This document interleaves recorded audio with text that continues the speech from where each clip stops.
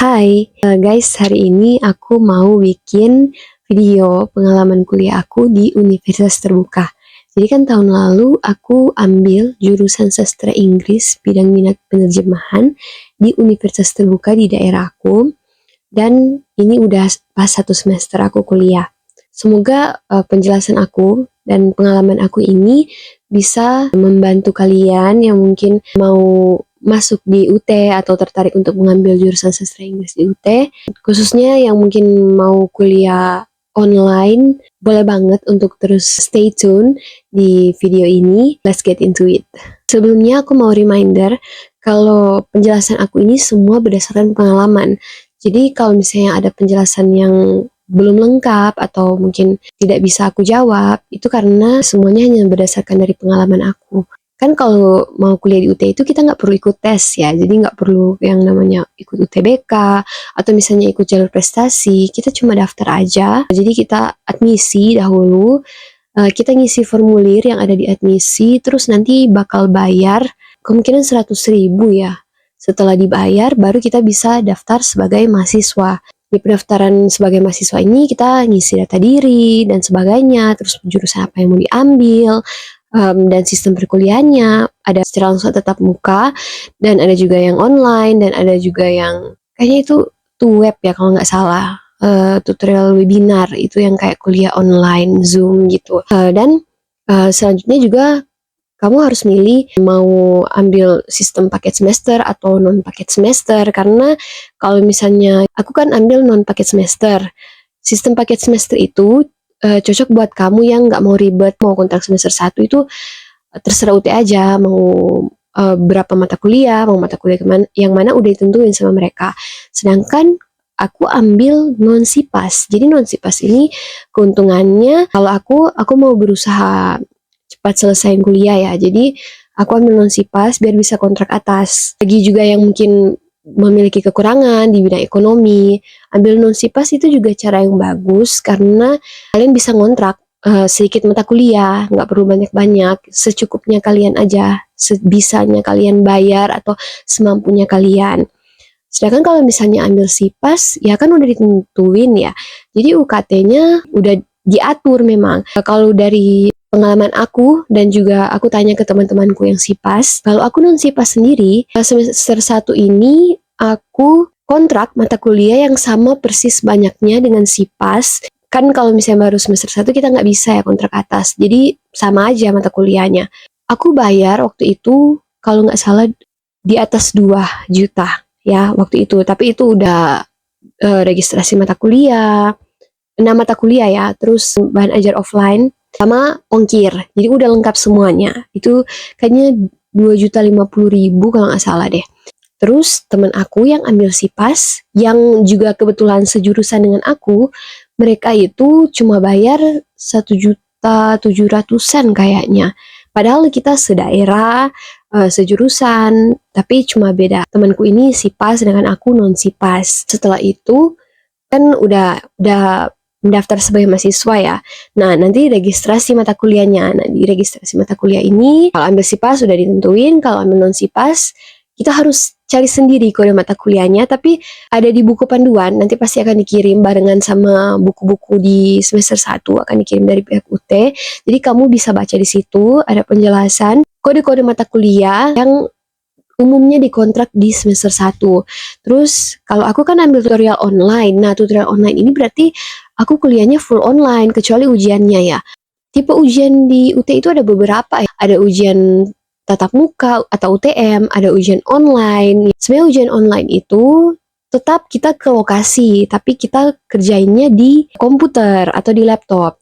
Sedangkan kalau UTM itu atau ujian tatap muka, itu kita harus nulis jawaban kita. Jadi kayak ada lembar jawaban gitu, lembar jawaban ujian. Ada juga yang ujian online tapi dia sistemnya nge-zoom. Jadi itu kayak apa ya? Aku lupa nama ujiannya itu.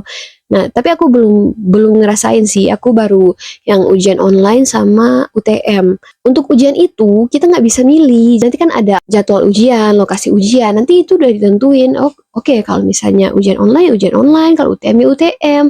Terus belum lagi kalau ujian online ada esainya. Jadi kalau misalnya esai ya gimana ya, nilainya nggak langsung muncul. Sedangkan kalau misalnya ujian pakai komputer itu nilainya langsung muncul setelah kamu selesai ngejawab semua soal. Yang UTM nggak bisa, nggak langsung muncul kan, harus dinilai dulu sama tutornya. Kan udah nih, udah bahas tipe-tipe ujian. Jadi aku milih yang Tuton, di mana perkuliahan aku itu hampir sepenuhnya online. Jadi kayak kita itu ada e-learningnya atau platform website yang disediain UT yang isinya akan kita pelajari. Jadi ada materi-materi dari berbagai tutor. Kan aku ambil 6 mata kuliah nih. Aku ambil bahasa Indonesia, bahasa Inggris, pendidikan agama, structure one, writing one, reading one. Jadi ada 6 mata kuliah. Terus dari 6 mata kuliah itu, nanti di pas awal-awalnya nih, kalian harus ngerjain diskusi satu. Jadi kan nanti ada 8 diskusi, dan di setiap diskusi 3, 5, dan 7 akan ada tugas. Sebenarnya pas dengar-dengar dari orang lain, kuliah di UT itu fleksibel, kita nggak perlu ke kampus, kita nggak perlu ribet-ribet lah, tugasnya juga nggak deadline gitu. Iya, karena tugasnya memang dikasih deadline 2 minggu. Tapi oke, nanti aku jelasin sebentar ya soal yang itu. Sekarang kan kita lagi bahas setelah registrasi mahasiswa, setelah itu registrasi mata kuliah, ya registrasi mata kuliah pasti kita bayar billing ya. Nah, setelah bayar billing, nanti bahan ajarnya akan diantar ke rumah masing-masing atau ke lokasi kalian masing-masing. Nah, setelah bahan ajar sampai, kalian bisa pelajari itu bahan ajarnya, karena kita kuliahnya 3 bulan. Dan 3 bulan sebelum itu kita libur, jadi ada waktu free untuk belajar. Ini tips, soalnya aku sendiri keteteran karena nggak baca modul dulu sebelum kuliah. Perkuliahan di UT itu singkat banget, 3 bulan aja. Sedangkan kalau di kampus-kampus biasa ya 6 bulan semester. Kalian harus siap banget kalau udah sampai modulnya, selagi bisa dibaca aja, dipahami apa isi-isi walaupun di awal-awal aja gitu. Kan kalau jadi maba ya, jadi mahasiswa baru, kalian juga harus ikuti yang namanya OSMB atau orientasi mahasiswa ya. Jadi nanti akan ada orientasi mahasiswa, ada sistem online dan sistem offline. Nah, dari aku itu sistemnya aku ikut yang offline secara langsung. Kita disuruh beli alma mater, wajib pakai alma mater kalau misalnya langsung. Sedangkan kalau misalnya online nggak wajib pakai alma mater. Dan OSMB kayak biasanya sih akan dijelasin gimana perkuliahannya, kalau misalnya di UT itu segala bentuk sistemnya, jadi dijelaskan lagi sama mereka. Dan setelah OSMB, kalian juga akan ada yang namanya klinik ujian, workshop, tugas, dan klinik ujian. Nah, itu juga penjelasan seputar perkuliahan di UT. Pasti akan kalian alami itu ya. Setelah mengikuti kedua kegiatan tersebut, jangan lupa bahwa kita harus mengisi evaluasi yang ada di website yang namanya Silayar. Nanti akan diarahkan sama mungkin instruktur-instruktur, dan kalian harus pay attention, karena kalau kalian nggak pay attention bakal kebingungan banget sih. Oh iya, aku nggak ikut Pokjar, tapi ada beberapa temanku yang ikut Pokjar. Aku milih mandiri karena aku dengar-dengar kalau Pokjar katanya ada beberapa yang bayar, jadi oke, sendiri aja deh, tapi tetap cari tahu informasinya. Tapi kalau nggak mau ribet ngurusin berkas ya kayaknya join Pokjar aja deh. Terus kita masuk nih di perkuliahan, kan udah di training semuanya OSMB, workshop, tugas, dan klinik ujian, dan oke, hari kuliah. Waktu itu aku kuliah mulai tanggal 14 Oktober ya kalau nggak salah. Perkuliahan pertama itu agak kaget sih. Oh ya, Om, aku lupa ngejelasin. Kalau ambil Tuton berarti kalian harus aktivasi Tuton dulu ya. Jadi kalian harus bikin akun nantinya. Akun itu yang akan konfirmasi ke kalian kalau kalian bersedia untuk mengikuti tutorial online. Udah konfirmasi ikuti tutorial online. Nah, pas hari hanya aku kaget, website di UT itu down, guys. Banyak banget yang pakai. Sampai aku cek di X atau Twitter. Nah, aku cek di situ. Wah, turns out memang sering kejadian begini. Di setiap awal perkuliahan, pasti website akan selalu down. Servernya itu kayak nggak bisa nampung kita semua. Padahal kalau dipikir-pikir ya, di UT itu kan memang banyak yang kuliah secara online, jadi harusnya servernya ditingkatin. Tapi nggak tahu ya, mungkin ada masalahnya dari UT sendiri. Itu kita nggak bisa atur ya. Mungkin kita bisa kasih saran ke mereka. Jadi di hari pertama itu aku nggak bisa ngapa-ngapain, buat ngisi absen aja nggak bisa, websiteku down. Dan aku pikir, oh tunggu aja tengah malam nih.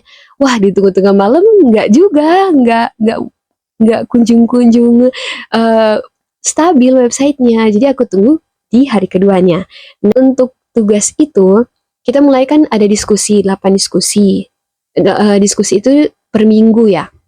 Di 8 diskusi itu kan diskusi satu, jadi satu mata kuliah, jadi ada 6 mata kuliah, aku jadi 6 diskusi, terus dikasih pertanyaan sama, oh ya, pertama kita isi absen dulu, terus ada materi yang disediain sama tutor. Jadi kalau di UT itu kita nyebutnya tutor ya, bukan dosen.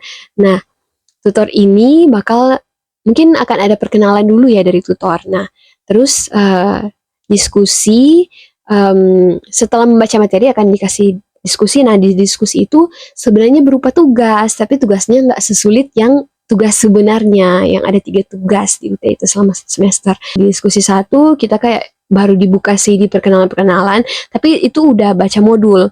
Dan itu kita ngejawab diskusinya langsung. Mungkin bisa sih kalau kalian mau salin dulu di dokumen atau gimana, tapi kirimnya tetap langsung di dalam tempat ngirim diskusi tersebut.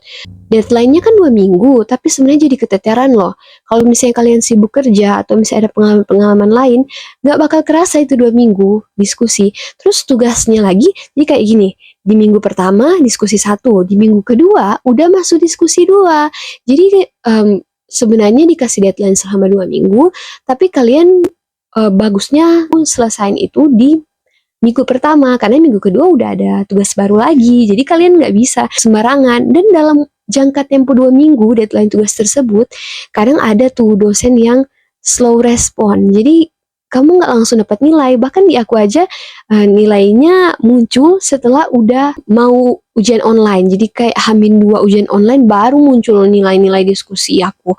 Dan payahnya dari situ tutornya nggak kasih tanggapan apa-apa, dan ada beberapa nilai yang langsung down, nilainya jelek. Aku nggak bisa tanya dulu ke tutor, oh, ini kenapa ya, salah aku di mana, ya nggak bisa, karena udah dikasih nilai dan udah lewat batas. Nah, jadi kayaknya wajib banget deh buat ngerjain tugas 1 minggu sebelum deadline. Terus nanti sama juga ngerjain diskusi 2, dan pas masuk di diskusi 3 nanti ada tugas. Jadi kalau misalnya di diskusi kan biasa cuma 1 sampai 3 nomor gitu, kayak ngejelasin sesuatu. Terus pas masuk di tugas ya mungkin soalnya juga singkat-singkat, atau ada juga yang soalnya 5 sampai 10 nomor, itu kita jawabnya di dalam Word atau PDF. Itu soalnya panjang, dan di diskusi ataupun di tugas kalian harus gunain referensi atau sumber yang relevan. Karena dari pengalaman aku ada tuh yang pakai Brainly, bahkan ada yang ketahuan pakai Chat GPT, guys. Oh my goodness. Itu kalian harus hati-hati banget, karena di UT dosennya itu pelit nilai. Jadi kalau misalnya ketahuan nyontek, nggak ada pengampunan buat kalian. Jadi itu udah, nilai kamu udah kontrak bawa aja, mau gimana lagi. Jadi untungnya di UT kamu bisa kuliah online bebas di mana saja. Tapi masalahnya itu, penilaian itu ketat banget kalau di UT. Terus masalah jaringan lagi. Kalau misalnya listrik padam di tempat kamu, gimana kalau pas hilang jaringan dan kamu butuh ngerjain di handphone atau di laptop, nah itu sulit banget. Apalagi kalau misalnya mendadak tugas, mungkin di jurusan lain ada tugas yang harus ditulis tangan, itu susah banget dalam keadaan listrik padam. Dari pengalaman aku sendiri pernah kejadian pas listrik padam dan aku ada deadline tugas, yang dimana kalau misalnya diskusi kan deadline-nya sebelum jam 12 malam. Sedangkan kalau misalnya tugas deadline-nya itu sebelum jam 3 sore. Mati listriknya itu di hari itu, dan dari pagi sih kayaknya. Dan aku belum kelar nugasnya, dan itu berat banget sih buat aku. Jadi aku saranin jauh-jauh hari kalian udah ngerjain tugas itu. Kalau misalnya kalian sibuk kerja pun usahain banget deh pulang kerja kalian langsung ngerjain diskusi sama tugas kalian. Selanjutnya diskusi dan tugas lagi, diskusi dan tugas lagi, yang tugas ketiga kan tugas terakhir. Nah, sebenarnya motivasi kuliah aku itu semakin menurun pas udah masuk setelah diskusi 3, masuk diskusi 4, udah jadi malas karena numpuk semua tugasnya, dan ngerjainnya bahkan hamin jam sebelum deadline. Please guys, jangan gitu, itu udah jadi pengalaman banget buat aku. Dan mungkin ini saran yang bagus banget buat kalian untuk mencegah kalian keteteran pas nanti ngerjain segala bentuk tugas dan diskusi. Setelah diskusi tugas kan ada ujian ya. Masalahnya nih, yang semester lalu itu ujiannya ada, sedangkan perkuliahannya belum selesai. Mungkin kalau misalnya di kampus yang offline, yang secara luring, itu hal yang biasa ya. Tapi kan kalau di UT harusnya ada jadwalnya. Belum juga kalau misalnya yang kerja gimana mereka, masih kuliah, terus ada ujian, terus harus kerja, kan ribet ya. Jadi kita harus bisa banget manajemen waktu selama kuliah di UT. Untuk ujian pertama aku itu ujian structure. Nah, ujian structure 1 itu bentuknya UTM, ujian tatap muka, jadi aku ngisi lembar jawaban ujian. Kita lokasi ujiannya udah ditentuin sesuai domisili kita di mana, jadi kayaknya tempat terdekat lah dari domisili kita itu.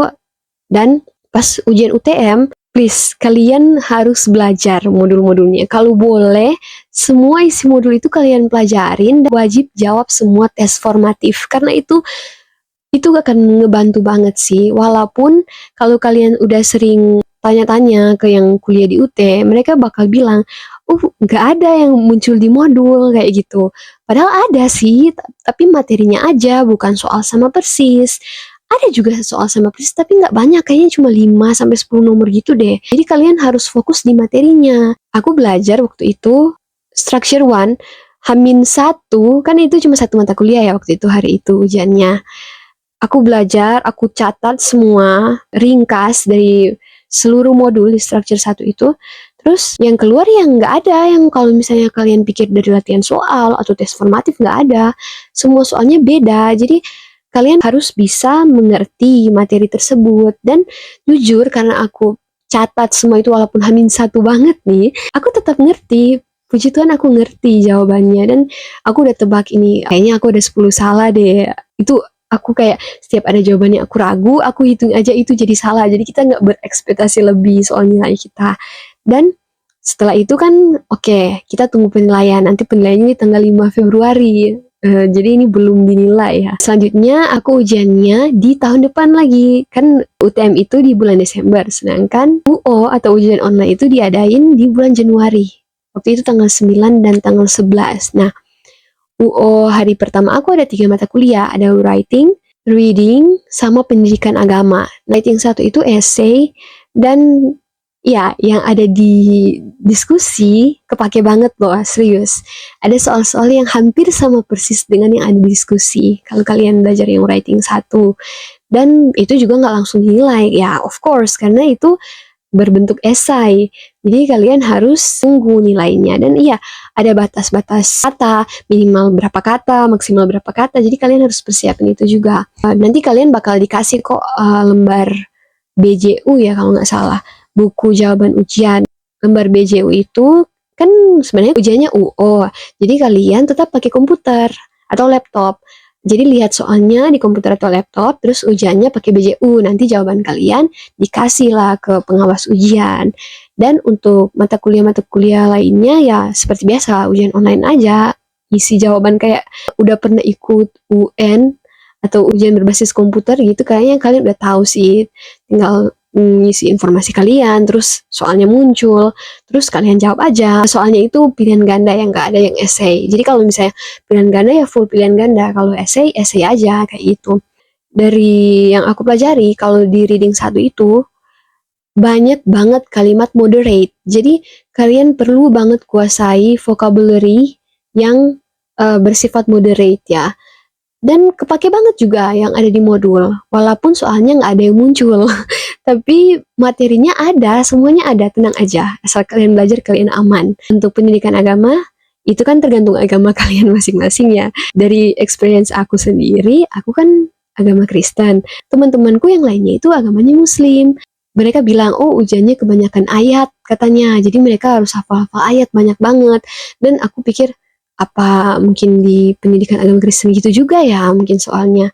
Tapi ya, aku cek di buku, di modulnya kayaknya nggak bakal keluar ayat-ayat deh. Kayaknya ini bakal dikasih pertanyaan-pertanyaan tertentu deh. Dan of course yang muncul yang pertanyaan-pertanyaan dari modul. Bukan sama persis ya, maksudnya penjelasan yang ada di modul tersebut. Nah itu keluar banyak banget. Tapi turns out tetap ada ayat, dan menurut aku ini aku yang kelewatan materinya, atau mungkin ayat-ayat yang nggak pernah muncul sebelumnya, mungkin dari diskusi itu munculnya. Jadi akan ada beberapa kayak di kitab apa muncul tentang ini, dan yang di optionnya itu A, B, C, D itu kayak cuma perbedaannya itu cuma di ayat, bukan di kitabnya. Jadi susah banget kalau misalnya kalian nggak hafal persis ayatnya. Jadi penting banget buat kalian hafal. Di hari kedua yang tanggal 11 waktu itu, ya aku dibatasin 1 hari, jadi ada kesempatan untuk belajar. Itu bahasa Inggris sama bahasa Indonesia, which is soalnya hampir semua dari modul. Maksudnya materinya oke, full modul. Dan soalnya ada dari beberapa tes formatif, yang bahasa Inggris sama bahasa Indonesia tuh ya. Yang bahasa Indonesia sih yang paling banyak dari tes formatif. Pokoknya kalian perlu banget buat ngejawab semua tes formatif. Nanti kalian bakal ngerti. Dan juga ada kan yang kayaknya latihan soal gitu, yang kalau kalian buka bukunya di bahasa Indonesia atau bahasa Inggris itu ada langsung jawabannya di bawah. Jadi itu kalian perlu baca ya. Oh ya, kalau bahasa Inggris di aku sendiri ada soal-soal yang berhubungan dengan memo atau surat menyurat. Ya berhubungan lah dengan bisnis gitu. Itu perlu banget kalian pelajari. Dan untuk nilai, jujur aku nggak sungguh-sungguh belajar yang bahasa Indonesia. Tapi aku udah tahu sih kayaknya nilai aku bakal kurang. Soalnya jujur dosenku pelit nilai. Gini ya, ada dosen yang kasih nilainya oke banget, tapi nggak nanggapin. Itu sedihnya sih. Terus ada dosen yang kasih nilai pelit banget. Nah, mereka juga nggak nanggapin karena mereka kasih nilainya udah lewat batas, guys. Jadi ini kenapa kalian harus ngirim tugas sebelum deadline, minimal 1 minggu sebelum deadline, karena buat nunggu tanggapan dari tutor itu kan waktu yang singkat ya, memakan waktu yang sangat lama. Syukurlah kalau misalnya tutor kalian itu fast respon, tapi kalau misalnya tutor kalian slow respon yang nanti ngasih nilai H-1 sebelum ujian atau mungkin pas sementara ujian, gimana menghadapinya. Jadi dari sini kita belajar kalau misalnya kita harus adaptasi dengan lingkungan perkuliahan di UT, walaupun ya kita bermasalah ya di masalah jaringan, masalah server yang nggak bisa kita atasi kalau soal masalah server. Jadi kita cuma bisa pakai waktu sebaik mungkin, sebisa mungkin ngerjain tugas dengan cepat. Dan kalau dari aku ada tips, kalian pas mau buka tugas, kalian screenshot dan simpan semua materi sebelum kalian ngejawab diskusi. Termasuk diskusinya di screenshot aja soalnya. Jadi nanti pas udah mau masukin jawabannya, yang baru di saat itu kalian login. Biar nggak ribet nantinya. Terus ya, hindari sama plagiasi. Soalnya ada beberapa yang kayaknya ngutip jawaban orang lain deh. Mereka ada perbedaan sih, tapi kebanyakan kelihatan banget kalau mereka nyontek jawaban orang lain. Terus kalau misalnya mau nilai kamu bagus, ya selalu yang duluan yang nilainya biasanya paling bagus. Tapi jangan lupa referensi itu juga penting. Referensi yang relevan, yang isinya buku, jurnal, atau teori-teori yang waktunya mungkin di 10 tahun belakangan ya. Itu aja sih dari pengalaman aku selama 1 semester kuliah di UT. Sebenarnya kayak dijebak ya. Katanya kuliah di UT itu fleksibel, nggak perlu kita ke kampus lah, bla bla bla. Turns out ya ada masalah-masalah yang udah aku bilang tadi. Tapi jujur aku nggak nyesel karena UKT di UT itu murah banget, guys. Kalau dibanding dengan UKT di kampus-kampus luring, kampus-kampus yang kuliah secara langsung, jujur beda banget. Mungkin ada orang yang membandingkan kualitas perkuliahan di UT dan di kampus-kampus lain. Of course, di kampus-kampus lain lebih bagus lah, ada banyak. Tapi UT udah naik akreditasi loh, guys. Kalian tahu nggak sih, UT tahun lalu udah capai akreditasi A. Dan untuk beberapa jurusan juga udah akreditasi A. Jadi kalian nggak perlu takut. Dan memang kuliah di UT itu kebanyakan buat orang-orang yang sudah bekerja. Tapi nggak ada salahnya kok kalau memang kamu niat belajar, mau kuliah di UT, mikir soal biaya, dan kamu iya emang giat belajarnya, nggak apa-apa, itu aman kok. Ada banget loh yang lulusan UT bisa dapat kerja asal kamu itu bener-bener belajar. Dan dari pengalaman aku sendiri, kalian harus jujur sih kalau misalnya ngerjain tugas. Jangan nyontek, jangan kayak mentang-mentang ada AI, kalian serba copy paste AI, atau mungkin diparafrase tapi hanya sedikit aja. Kalian harus berusaha sendiri. Karena sejauh ini, dengan cara menyontek atau cari cara yang praktis gitu, nggak akan bikin kemampuan kalian bertambah, nggak bikin kalian berkembang, nggak bisa bikin kalian memiliki skill yang harusnya dimiliki oleh mahasiswa pada umumnya. Jadi kalian harus berusaha sendiri, jangan ngandelin orang lain. Kalau soal perkuliahan jangan nyontek juga. Gitu aja sih. Kuliah sastra Inggris harusnya kan bidang penerjemahan, tapi di semester awal ini belum ada yang khusus di mata kuliah bidang minat penerjemahan, baru di awal-awal aja. Nanti di semester 2 ini juga masih dasar-dasar, masuk di yang tingkat keduanya dari beberapa mata kuliah yang udah aku kontrak di semester 1. Itu sih, that's all of my experience. Kalau misalnya ada pertanyaan, tanggapan, atau apapun, boleh banget kirim di kolom komentar. Dan mohon maaf banget karena cara aku ngomong belibet dan kayaknya nggak kesusun rapi ya. Jadi maaf banget ya guys. Dan terima kasih sudah menonton video ini. Semoga bisa membantu kalian. Thank you.